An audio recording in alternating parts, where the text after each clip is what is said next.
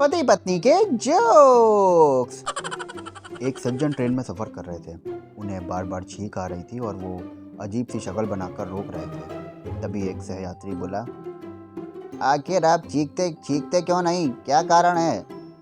वो बोले, मेरी पत्नी कहती है कि जब तुम्हें छींक आए तो समझना कि मैं तुम्हें याद कर रही हूँ और तुम्हें मेरे पास आना चाहिए। तो फिर क्या हुआ? अजी उसका देहांत हो गया है।